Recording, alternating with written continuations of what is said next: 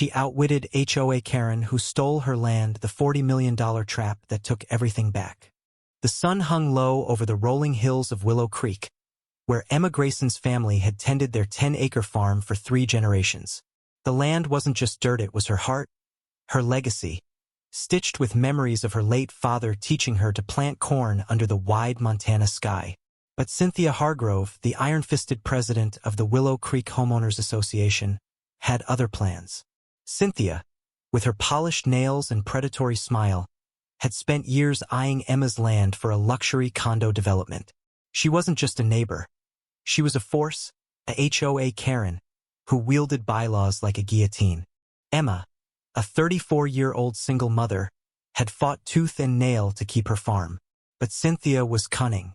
She'd manipulated obscure HOA rules, claiming Emma's land violated zoning codes due to a technicality missing permit from 1972.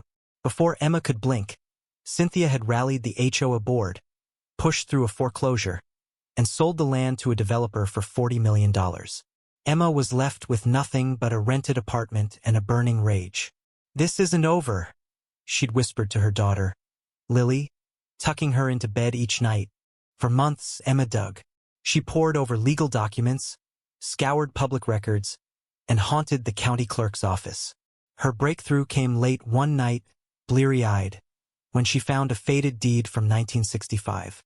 It wasn't just any deed, it hinted at a buried clause, one that could unravel Cynthia's scheme. The land, it turned out, was part of a protected trust, untouchable by HOA regulations unless explicitly signed over by the owner. Emma's father had never signed. Cynthia had forged the transfer. Armed with this, Emma took Cynthia to court. The trial was a battlefield. Cynthia sat smugly, her lawyer spinning tales of Emma's negligence. Emma, representing herself to save money, stood her ground, her voice shaking but resolute. "This land is my daughter's future," she said, slamming the deed on the table. The courtroom hushed. The judge leaned forward. Then came the twist. A soft-spoken man in a worn jacket stood up from the back. Mr. Callahan, a retired surveyor who'd worked the county decades ago, had overheard Emma's plight at a diner. He'd kept records that proved Cynthia's developer had bribed county officials to bury the trust's existence. The revelation hit like a thunderclap. Callahan's testimony, backed by his meticulous notes, exposed a web of corruption tying Cynthia to the developer. The courtroom buzzed as neighbors, once swayed by Cynthia's charm, turned on her. Emma's heart pounded. She was close. But Cynthia wasn't done. She leaned forward, her voice icy. "You think you've won, Emma?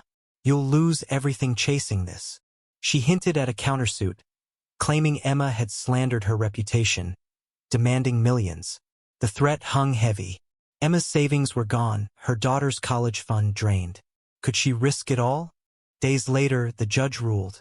The land was Emma's registered in full. The $40 million deal collapsed, and Cynthia faced criminal charges for fraud. Emma collapsed in her chair, tears streaming. She'd won. But victory was bitter. The legal fight had cost her everything: her savings, her health, her peace. She returned to the farm, now overgrown, with Lily by her side. "We'll rebuild, baby," she said. But her voice cracked. The land was hers, but the scars of the fight ran deep.